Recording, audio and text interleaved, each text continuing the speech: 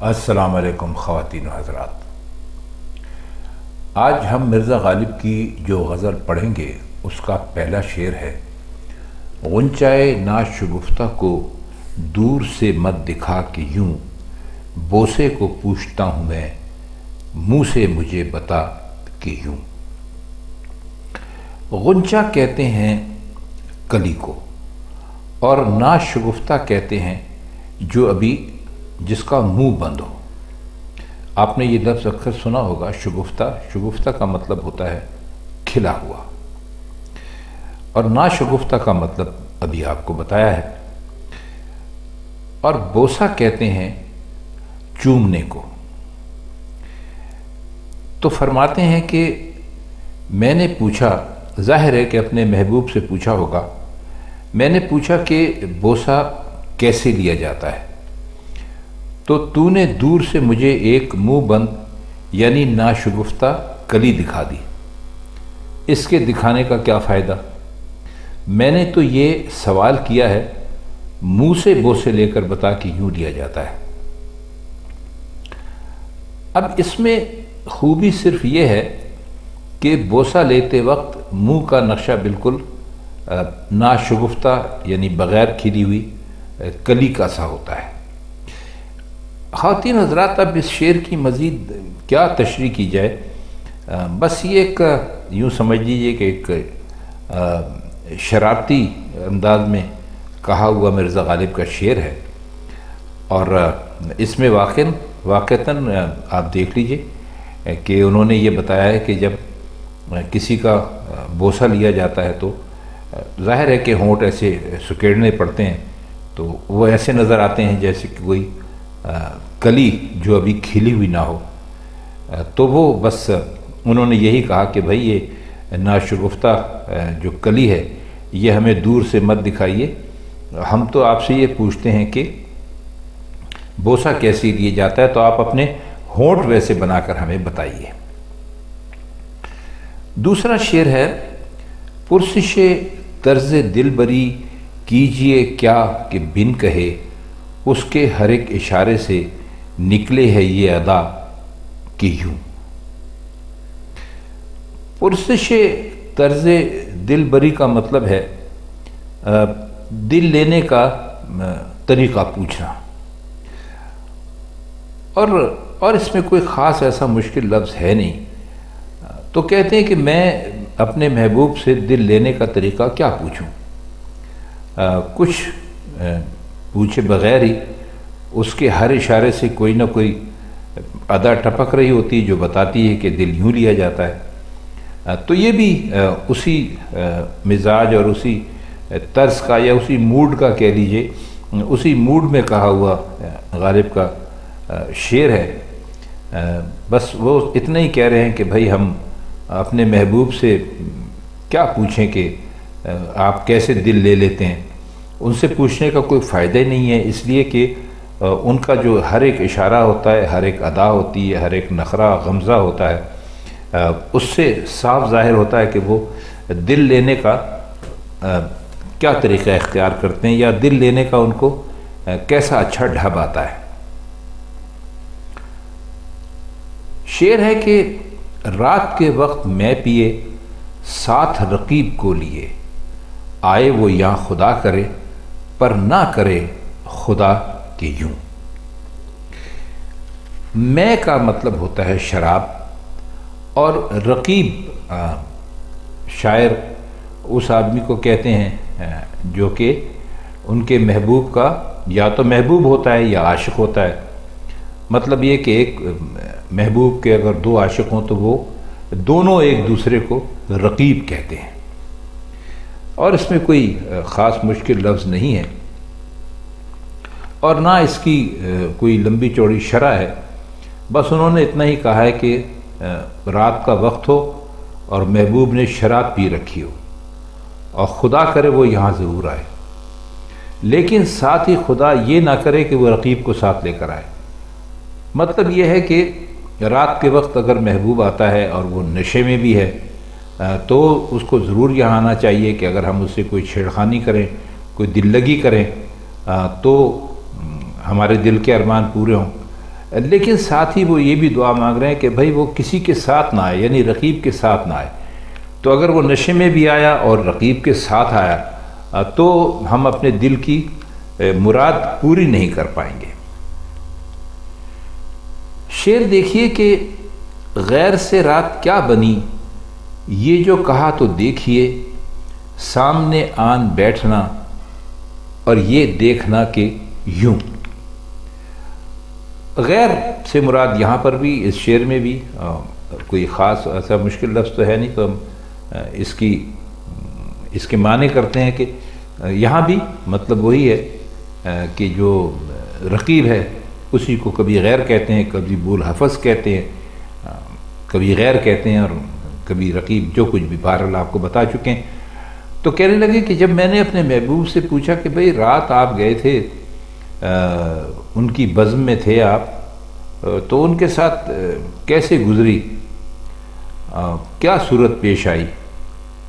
تو دیکھیے وہ ہمارے سامنے آ بیٹھے اور کہنے لگے کہ دیکھنا یوں۔ اب دیکھنا یوں کے دو مطلب ذہن میں آتے ہیں۔ پہلا تو یہ ہے کہ غصے سے عاشق کی طرف دیکھا، مقصد یہ تھا کہ بھئی تم نے ایسا ہم سے گستاخانہ سوال کیوں پوچھا، یہ تو تمہارے ذہن میں ہی نہیں آنا چاہیے تھا۔ اور دوسرے یہ کہ میں نے جو محبوب نے ڈھٹائی اختیار کر لی اور سامنے بیٹھ کر کہا کہ یوں صورت پیش آئی تھی، یعنی بے حجابی اور بے تکلفی کی صورت تھی۔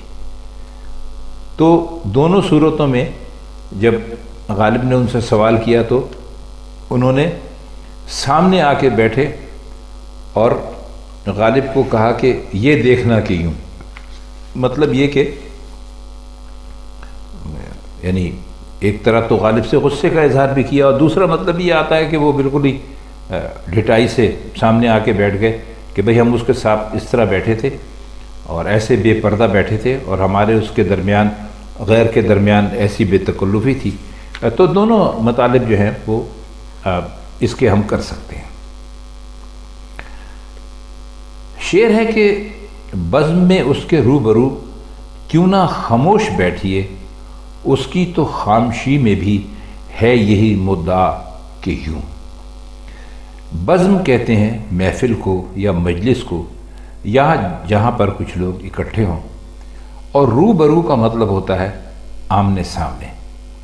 خاموش جو یہاں پر لکھا ہے وہ اصل میں خاموش ہے، خاموش بھی کہتے ہیں، تو یہاں پر ظاہر ہے کہ شعری ضرورت سے انہوں نے اس کو خاموش لکھا ہے۔ تو کئی خاموش دیکھ کر آپ پریشان نہ ہو جائیے گا کہ یہ خاموش میں لکھا ہے، اس کو خاموش بھی کہتے ہیں اور خاموش بھی کہتے ہیں، اور اسی طرح خامشی بھی کہتے ہیں اور خاموشی بھی کہتے ہیں۔ تو اس دونوں مصروں میں مرزا نے یہ خاموش اور خامشی استعمال کیا ہے دونوں میں۔ تو کہتے ہیں کہ کوئی بہت ہی مفصل اس کی شرح کرنے کی ضرورت نہیں ہے، بس اتنی سی بات ہے کہ بزم میں محبوب کے سامنے چپ بیٹھنے کے سوا اور کوئی چارہ نہیں، مطلب وہ خود چپ بیٹھا ہے، تو اس کا مطلب یہ ہے کہ کسی اور کو بھی کچھ نہیں بولنا چاہیے۔ اس شعر میں اصل میں انہوں نے یہ بتایا ہے کہ جب آپ کسی بھی محفل میں جائیں اور وہاں جو بھی محفل کا سربراہ ہو، اگر وہ خاموش ہو، کوئی بات نہ کر رہا ہو، تو آپ بھی خاموش ہی رہیں، کیونکہ اگر آپ بولنا شروع کر دیں گے تو ممکن ہے جو بزم میں دوسرے لوگ ہیں ان کو برا لگے، یا اس کو خود برا لگے، ممکن ہے وہ کچھ سوچ رہا ہو، کسی مسئلے کو سلجھا رہا ہو، تو آپ کو وہاں جا کر خواہ شور مچانے کی ضرورت نہیں ہے، اور اگر وہ خاموش بیٹھا ہوا ہے تو آپ کو بھی خاموش رہنا چاہیے، بلکہ کسی کو بھی کچھ نہیں بولنا چاہیے جب تک کہ وہ خود بات نہ کریں۔ میں نے کہا کہ بزم ناز چاہیے غیر سے تہی، سن کے ستم ظریف نے مجھ کو اٹھا دیا کہ یوں۔ اب اس میں ابھی ہم آپ کو مشکل الفاظ کے معنی بتاتے ہیں۔ یہ جو یوں ہے آخری، یہ سوالیہ ہے، یعنی آپ کسی سے کہیں کہ بھائی آپ یہ کام کر دیجئے، تو وہ آپ سے پوچھے کہ یوں مطلب یوں کرنا ہے، تو آپ اس کو اسی معنوں میں لیجئے گا، تو شعر کا مطلب جو ہے وہ بہت ہی سامنے ہو جائے گا۔ اور تہی سے مطلب یہ ہے علیحدگی، اور غیر ابھی آپ کو بتایا ہے کسی کہتے ہیں۔ تو اور ستم ظریف جو ہے لفظ، وہ شخص جو ظلم و ستم میں بھی مزاح کا یا ظرافت کا پہلو نہ چھوڑے، تو اسے ستم ظریف کہتے ہیں۔ تو فرماتے ہیں کہ میں نے اپنے محبوب سے کہا کہ بھئی آپ نے تو یہ بزم ناز سجا رکھی ہے، ایسی محفل میں تو غیر بالکل نہیں ہونا چاہیے، مطلب رقیب بالکل نہیں ہونا چاہیے، اسی جگہ خالی کرانی چاہیے۔ تو یہ سنتے ہی ہمارے محبوب نے جو ستم ظریف بھی ہے مجھے کو بزم سے اٹھا دیا، پھر پوچھا کہ ایسے تمہاری مراد یہ تھی، یعنی یوں؟ تو شعر میں ستم ظریفہ کا پہلو یہ ہے کہ مرزا اپنے آپ کو محبوب سے قریب سمجھتے ہوئے سمجھے تھے کہ بھئی جب میں ان کو یہ مشورہ دوں گا کہ بھئی یہ آپ کی محفل ہے، بڑی اچھی سجی ہوئی ہے، بہت لطف آ رہا ہے، تو اس میں رقیب کا کوئی کام نہیں ہے، تو اس کو آپ یہاں سے نکال دیں۔ تو انہوں نے کیا کیا کہ بجائے اس کے کہ وہ رقیب کو نکالتے، انہوں نے محفل سے مرزا کو اٹھا دیا اور ساتھ ہی پوچھا کہ تم یہی چاہتے تھے نا؟ مطلب یہ کہ تم کیا یہی چاہتے تھے کہ ہم اپنے جو غیر ہے، آپ کی نظر میں غیر ہے، اس کے ساتھ ہم یہی سلوک کریں؟ تو اس لیے وہ مرزا کہتے ہیں کہ بھئی ہمارا جو محبوب ہے وہ بڑا ہی ستم ظریف ہے۔ مجھ سے کہا جو یار نے جاتے ہیں ہوش کس طرح، دیکھ کے میری بے خودی چلنے لگی ہوا کہ یوں۔ ہوش جانے کا مطلب یہ ہے کہ انسان اپنے ہوش و حواس میں کب نہیں رہتا، بے خود ہو جاتا ہے۔ تو انہوں نے پوچھا اپنے محبوب سے کہ بھئی کسی کے ہوش کس طرح گم ہوتے ہیں؟ تو کہتے ہیں کہ جب محبوب نے، معذرت کیجیے گا، محبوب نے ان سے پوچھا، مجھ سے کہا جو یار نے جاتے ہیں ہوش کس طرح، دیکھ کے میری بے خودی چلنے لگی ہوا کی یوں۔ معذرت چاہتے ہیں، ہم جملہ غلط بول گئے تھے۔ تو کہتے ہیں کہ جب میرے محبوب نے مجھ سے پوچھا کہ ہوش کس طرح اڑتے ہیں، تو مجھ پر ایک بے خودی کا عالم طاری ہو گیا، اور یہ دیکھتے ہی ہوا چلنے لگی، اور اس سے پتہ چلا کہ ہوش یوں اڑتے ہیں۔ یعنی محبوب کا جلوہ دیکھ کر ہوش اور حواس اس طرح رخصت ہو جاتے ہیں جیسے ہوا چلتی ہے۔ مطلب یہ کہ ادھر محبوب کو دیکھا اور ادھر ہوش و حواس ختم ہو گئے، یعنی ہوا کی طرح۔ آئیے شعر دیکھیں کہ کب مجھے کوئے یار میں رہنے کی وجہ یاد تھی، آئینہ دار بن گئی حیرت نقش پا کہ یوں۔ اب اس میں حیرت آپ جانتے ہیں، نقش پا کہتے ہیں پیروں کے قدموں کے نشانات کو، اور آئینہ دار کا مطلب ہے کسی چیز کا ہو جانا، پوری طرح سے ہو جانا، یعنی ثابت ہو جائے کہ یہ چیز طرح ہو گئی۔ جیسے آپ کہتے ہیں کہ بھائی فلاں کا سیاست میں ہونا اس کی سچائی کا آئینہ دار ہے وغیرہ۔ اور وضع کہتے ہیں طور طریقے کو، اور کوئے یار کا مطلب ہوتا ہے محبوب کی گلی یا محبوب کا کوچہ۔ تو فرماتے ہیں کہ مجھے محبوب کے کوچے میں رہنے کا طور طریقہ یاد ہی نہیں تھا، یعنی وضع کا علم نہیں تھا۔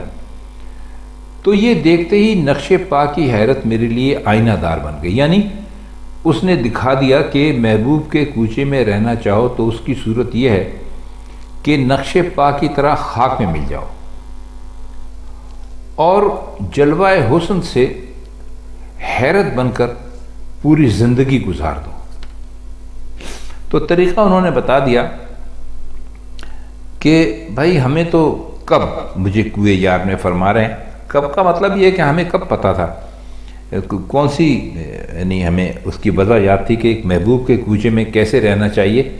تو وہ طریقہ بھی بتا دیا کہ بھائی اگر محبوب کے کوچے میں رہنا چاہو تو یعنی قدموں کے نشانات کی طرح خاک ہو جاؤ، اور محبوب کا جو حسن کا جلوہ ہے اس کی حیرت سے پوری زندگی گزار دو. گر تیرے دل میں ہو خیال وصل میں، شاب میں مارے ہے دست پا کہ یوں. موج محیط کا مطلب ہوتا ہے سمندر کی لہر، اور وصل میں شوق کا زوال کا مطلب یہ ہے کہ ملاقات ہو جائے تو اکثر شوق کم ہو جاتا ہے. آپ نے بھی دیکھا ہوگا کہ جو چیز آدمی کو نہ مل رہی ہو اس کے لیے بڑا آدمی کوشش کرتا ہے، بہت محنت کرتا ہے، اور اس کو پانے کی اور حاصل کرنے کے لیے ہر قسم کا یعنی وسیلہ اختیار کرتا ہے. تو یہ کہتے ہیں کہ اگر تیرے دل میں یہ خیال ہے کہ جو وصل ہے، جب ملاقات ہے، تو اس میں جب اس کو زوال آ جائے گا، زوال کا مطلب یہ ہے کہ وہ نچلے درجے پہ گر جائے گی، کم ہو جائے گی، ختم ہو جائے گی، تو کہتے ہیں کہ یہ صحیح نہیں ہے. اور یہ موج محیط آب کا مطلب یہ کہ سمندر میں جو لہریں ہوتی ہیں ان کو کہتے ہیں. تو کہتے ہیں سمندر کی لہروں کو دیکھو بھائی، وہ عین پانی کے اندر ہوتی ہیں لیکن بدستور ہاتھ پیر مارتی رہتی ہیں، یعنی وصل کا کمال بھی ان کے شوق پر کوئی اثر نہیں ڈال سکتا.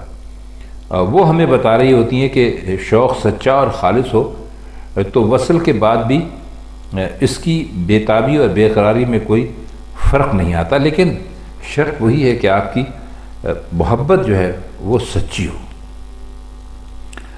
آخری شعر ہے جو یہ کہے کہ ریختہ کیونکہ ہو رشک فارسی، گفتہ غالب ایک بار پڑھ کے اسے سنا کیوں. ریختہ کہتے ہیں اردو غزل کو، اور اس میں کوئی مشکل لفظ نہیں ہے. گفتہ غالب کا مطلب یہ ہے کہ جو کچھ غالب نے جو اشعار کہیں، جو شعر کہیں، اس کی طرف اشارہ کر رہے ہیں. تو کہتے ہیں کہ اگر کوئی شخص کہے کہ اردو کی غزل کیونکہ فارسی کے لیے باعث رشک ہوتی ہے تو اسے ایک بار غالب کے کہے ہوئے شعر سنا دے، اور ساتھ ہی کہہ دے کہ ایسے شعر واقعی فارسی کے لیے باعث رشک ہوتے ہیں. تو خواتین حضرات، یہ مرزا غالب کی آج کی غزل تھی، اور اس کے کچھ مشکل الفاظ کے معنی ہم نے آپ کی خدمت میں پیش کیے. اگر آپ کو یہ اور مطلبی کیا، آپ کو اگر یہ سلسلہ پسند آ رہا ہو تو آپ ہمارے چینل کو لائک اور سبسکرائب ضرور کیا کیجئے، اور ہو سکے تو اپنے دوستوں کے ساتھ شیئر بھی کیا کیجئے، تاکہ یہ جو ہم یہاں پڑھانے کی کوشش کرتے ہیں، جو بھی ٹوٹا پھوٹا ہمیں آتا ہے وہ ہم آپ کو بتانے کی کوشش کرتے ہیں، تو وہ آپ کے دوستوں تک بھی پہنچ سکے، اور اس طرح غالب کا کلام جو ہے وہ عام لوگوں کی سمجھ میں بھی آنے لگے، جن کو گلا ہوتا ہے کہ غالب کا کلام ہماری سمجھ میں نہیں آتا. تو آج کے لیے بس اتنا ہی. آپ سے انشاءاللہ غالب کی اگلی غزل کے ساتھ پھر ملاقات ہوگی. تب تک کے لیے اجازت دیجیے. خدا حافظ.